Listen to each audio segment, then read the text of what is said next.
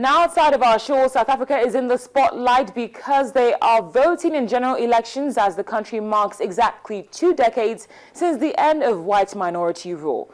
Based on what the polls say, the African National Congress, that's the ANC, is tipped to win, and what that means is that the chances of President Jacob Zuma returning for a second 5-year term are quite high. These are the first elections since the death in December of Nelson Mandela, the country's first black president. Party leaders voted early in the first born-free election on Wednesday, May the 7th, with polls suggesting the allure of the ruling African National Congress as the conqueror of the apartheid will prevail even among those with no memory of white minority rule. President Jacob Zuma appeared relaxed and gave an assurance as he voted at a school near his homestead in Nkandla, ending what he described as a very challenging campaign. I've been very enthusiastic for this date to come. As you know that all political parties have been canvassing voters for a number of weeks. It feels good that I've just voted, and I hope that all voters will cast their votes free without any problem, because this is our right that we fought for. Economic freedom fighters and expelled ANC Youth League leader Julius Malema also voted in the South African general election in his hometown. However, he believes the campaigning on the day of the election is a clear sign of desperation. We are happy we have done our work. The campaign is finished. But once you engage on continued campaign, you show desperation. You are scared, and you're buying people on the queues with T-shirts. We don't want to tamper with these people. These people have made their decisions. We've done our work. Now the ball is in the court of South Africans. Let them make a decision. The ANC's enduring popularity has surprised analysts who said the party could suffer as its glorious past recedes into history, and voters focus instead on the sluggish economic growth and slew of scandals that have typified Mr. Zuma's first term. Polls suggest the allure of the ruling African National Congress that conquered apartheid will prevail even among those with no memory of white minority rule. We have to give thanks for those who were able to win for us this dispensation, and give thanks to God. As regards ethnic tensions suggested by the media, the former president, Frederick de Klerk, believes that there is some exaggeration.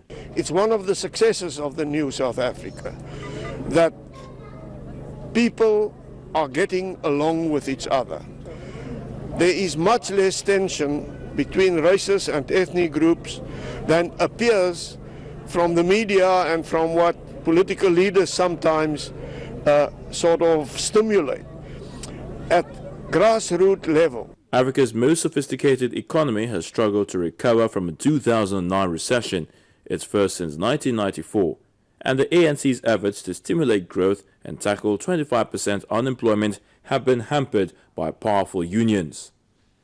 South Africa's top anti-graft agency accused Mr. Zuma this year of benefiting unduly from a $23 million state-funded security upgrade to his private home at Nkandla in rural KwaZulu-Natal province that included a swimming pool and chicken run. Now to the break on Network Africa. The opposing sides of South Sudan agreed to come to the negotiating table after the United States slams them with sanctions. Join me again in a moment for the details.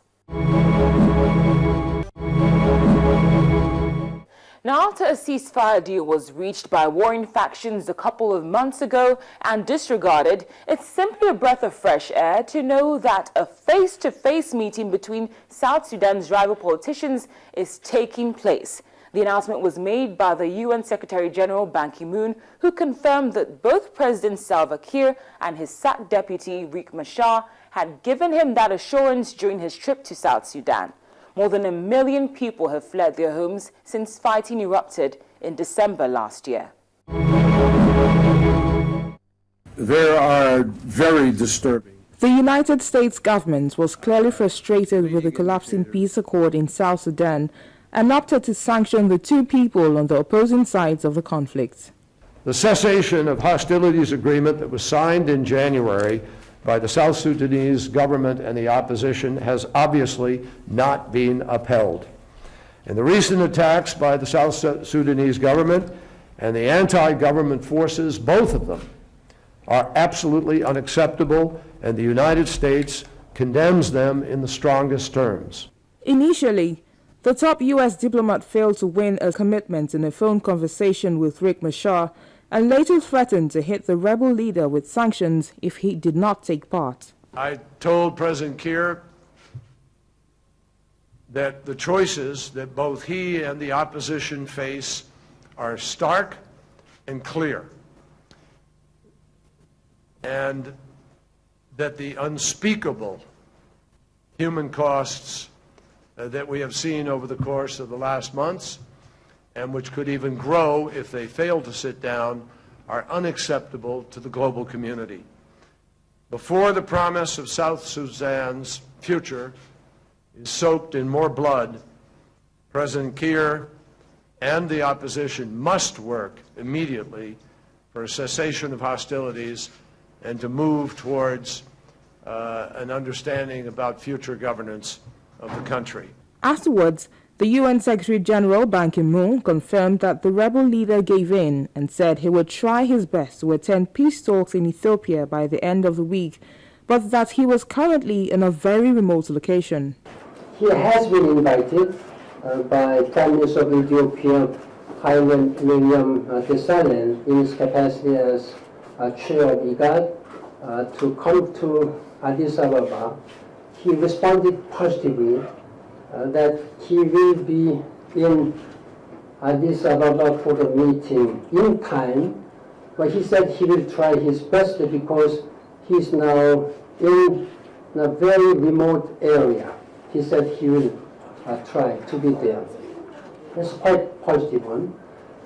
Then he said that he will meet the first Prime Minister Desalegn, chair of IGAD, and as the Secretary General, I expect that Prime Minister Desalegn will facilitate the discussions and dialogues between the two leaders. Thousands of civilians have been killed and more than 1 million have fled since fighting started in mid-December between troops loyal to Kiir and fighters backing the sacked deputy Riek Machar. Fighting quickly spread, often along ethnic lines, pitting Kiir's Dinka people against Machar's Nuer. There have been serious violations of human rights, and African Union has constituted the Commission of Inquiry led by former Nigerian President Obasanjo, and the United Nations High Commissioner for Human Rights, Nabi Pillay, and my special advisor on the prevention of genocide, Mr. Adama Dieng, were here last week. And the UN also has been investigating and documenting the cases of violation of human rights. And this report will be issued soon, later this week also. President Salva Kiir also agreed to hold face-to-face talks with Machar after meeting the U.S. Secretary of State John Kerry in the South Sudanese capital, Juba.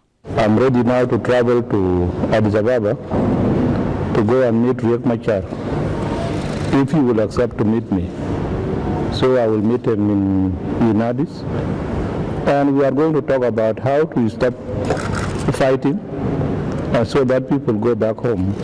This is the month of May, and everybody knows that this is the time the rains come in our country, and everybody runs to his or her field to sow something, so that when the harvest time comes, you have something to harvest. Now this thing has not yet started, and it will be